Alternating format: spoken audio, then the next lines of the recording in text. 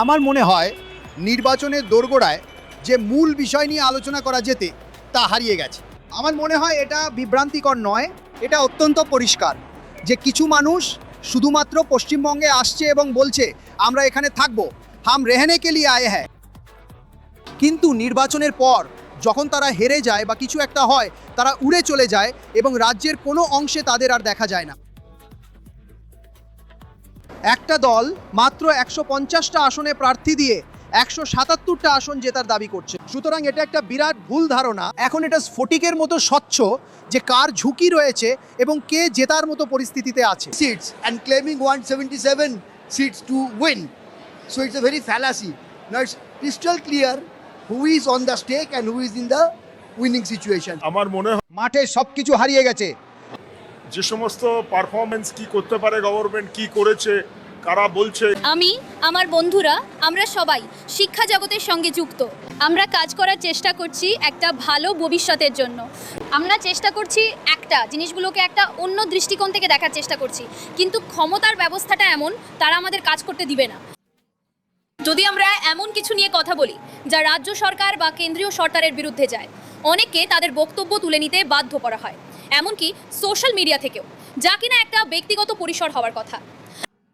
এবং আমরা যদি সংস্কার চাই, এমনকি যদি আমরা একটা অন্য সরকার বেছে নিতে চাই, আমাদের জন্য আর কোনো সঠিক সরকার নেই। এটা আমাদের জন্য একটা কম মন্দের ভালো বেছে নেওয়ার মতো, যাতে আমরা অন্তত এই দেশে টিকে থাকতে পারি। কারণ কাজ করা, শিক্ষাক্ষেত্রে থাকাটা এখন পুরোটাই টিকে থাকার লড়াই। এটা শেখার চেয়ে টিকে থাকা নিয়ে বেশি। আমার মতে বিজেপি সরকার যা করার চেষ্টা করছে তা হলো মহিলাদের এমন একটা আদিরূপ চিত্রিত করা যা শেষ পর্যন্ত তাদের কম স্বাধীনতা দেবে। ওরা আমাদের যা কিছু বুদ্ধিবৃত্তি আছে তা কেড়ে নিতে চলেছে, কারণ বাংলা বুদ্ধিবৃত্তিরই প্রতীক। যদি ওই সরকার আসেও, আমার মনে হয় বাঙালি হিসেবে আমাদের যা কিছু স্বকীয়তা আছে সেটাও ধ্বংস হয়ে যাবে। মমতা ব্যানার্জি কম মন্দের ভালো, এমনটা নয় যে আমরা যা চাই সব পেয়ে যাব, কিন্তু আমরা অন্তত টিকে থাকবো। আমার মনে হয় উনি আমাদের বাঁচতে দেবেন। সেখানে অবশ্যই সুরক্ষার সমস্যা আছে, নিয়োগের সমস্যা আছে, কিন্তু আমরা এখনো কিছু কাজ করছি, যেমন 12-20% কাজ। যদি অন্য কোনো সরকার আসে, আমার মনে হয় না আমরা সেটাও করতে পারবো।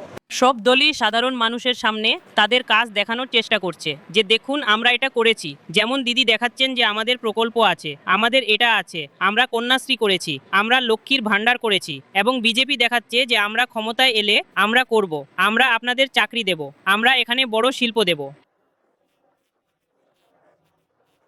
বড় শিল্প একটা বড় বিষয়, কারণ পশ্চিমবঙ্গে কোনো বড় শিল্প নেই। তাই ওরা দেখাচ্ছে যে ওরা এখানে পশ্চিমবঙ্গে বড় শিল্প গড়তে চায়। তাই যুব সমাজ আসলে কোনোভাবে পরিবর্তনের জন্য প্রস্তুত হচ্ছে। কিন্তু যারা বয়স্ক মানুষ তারা এই সরকারকে পছন্দ করে, মানে এটাকে প্রো ইনকামবেন্সি বলা হয়। সুতরাং এখানে দুটো বিভাজন আছে। যারা যুবক, মানে যারা 40-এর নিচে আর 50 পর্যন্ত, তারা চায় যে পরিবর্তন হওয়া উচিত। এবং শিক্ষিত মানুষ, বেশিরভাগই শহুরে মানুষ, তারা চায় যে এই ব্যবস্থাটা পরিবর্তন করা উচিত। এবং যারা 60-এর উপরে তারা চায় ব্যবস্থাটা চলতে থাকুক। The educated people, mostly the urban peoples, they like that this system should be changed, and those who are above 60, they want the system should continue. পশ্চিমবাংলার সাম্প্রতিক যে রাজনৈতিক অবস্থা চলছে তাতে সবচেয়ে খারাপ অবস্থা গত 50 বছরের একটা এমার্জেন্সি চলছে। প্রথমে 34 বছর সিপিএমের এবং তারপরে 15 বছর এই টিএমসির। আমরা গণতন্ত্র চাইছি, সে যে পার্টি আসুক, লোকে নিজের ভোট নিজে দিতে পারুক এবং সত্যি সত্যি একটা গণতান্ত্রিক পশ্চিমবাংলাকে আমরা ফিরে পাই, যাতে আগামী দিনে ভারতের বিভিন্ন ক্ষেত্রে যে অগ্রগতিগুলো হতে চলেছে বা হচ্ছে, তাতে পশ্চিমবাংলা খুব সদর্থকভাবে যোগ দিতে পারে। এই হচ্ছে বেসিক ব্যাপারটা। এখন যেটা চলছে যে বিভিন্ন পার্টি গণতন্ত্রকে হাইজ্যাক করে নিয়েছে এবং মিডিয়াগুলো ব্যাপকভাবে সেই সবই প্রচার করছে। আমরা স্বাধীন সার্বভৌম মতামত চাই।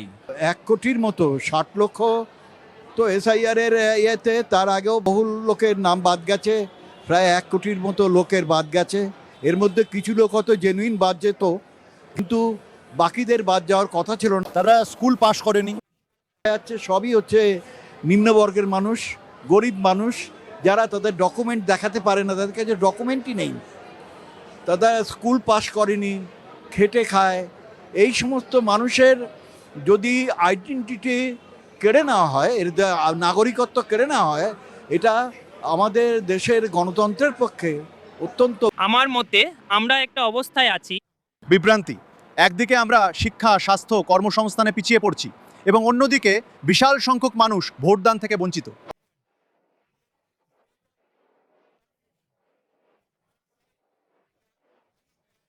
তারা তাদের ভোটাধিকার হারিয়েছে। সুতরাং গোটা বিষয়টা খুব বিশৃঙ্খল। আমরা সবাই একটা শান্তিপূর্ণ রাজ্য চাই, একটা রাজ্য যা উন্নতি করবে। They have lost their voting right. So total thing is very chaotic. We all want a peaceful state. পশ্চিমবঙ্গে যা চলছে, এসআইয়ের নাম করে প্রচুর মানুষের নাম বাদ চলে গেছে।